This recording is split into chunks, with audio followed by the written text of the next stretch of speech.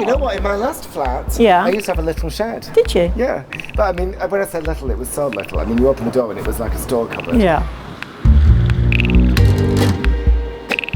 So why did you want to write a book about sheds? I mean, because I did caravans to start with and then camper vans. I always like those little quirky expressions of humanity. I mean, a shed doesn't have to be wood and it doesn't really have to be a shed. It just has to be that separate space that you take yourself off to, separate from your own life, where you kind of do something different. Well, it's interesting to hear you talk because you're almost setting it up as some kind of creative space. I'm not sure that traditionally people think of sheds in that way. Yeah, I think that's right. I mean, because you kind of the old man in his shed was just that kind of escape, wasn't it? But I think nowadays people are looking for a kind of affordable ways to write the book or paint the picture or start a business or to just have their own little hideaway. They're not often shared, I find, these shed spaces. So I think it's that sort of unique purpose, the separation from normal life. You know, some of them, you know, there's no phone, there's no internet.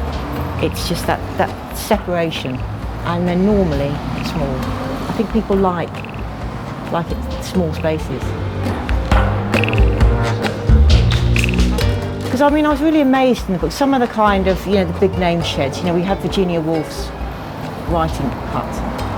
And you know, she could perfectly well afford a huge house and a whole room or whatever, but she chose to go and work at this wooden hut down the end of the garden. And similarly, actually, with Dylan Thomas's writing hut, which was a garage, you know, on a cliff edge. You know, it's a very well-known shed. Didn't Roald Dahl also have a writing shed? Yeah, he did. He's got books and sheds. Yeah. And they've all got gorgeous houses and land, and they actually prefer that smaller, more enclosed space. We found a really lovely illustrator called Ted Dewan, who actually works in Philip Pullman's old shed, where Philip Pullman wrote his Dark Materials. And this shed actually has this kind of legacy that comes with it, that whoever owns it has to use it for creative purposes. And he's in there, you know, using it for his illustration. I love that, and that is just such a strong man thing. So that it's, you know, this shed has history and has a lovely past to it, and it felt really special. You've combined really high production values, almost glamour, with what we might think of as being anti-glamour, the humble shed. But I love doing that. Why do you like that, I absolutely Ray? love doing that because there's glamour in everything. And, you know, glamour doesn't have to have sparkle in the you know, the high-end Bond Street kind of way of glamour.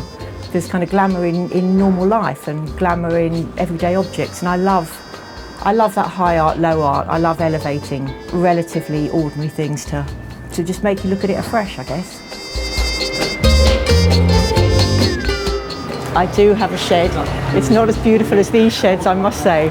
Why have you not put your stamp on it then? So I kind of have it as like a little kind of mini styling museum come reference shed. But it's kind of fun. But it's not made it into the book. No, it's not quite good enough for the book.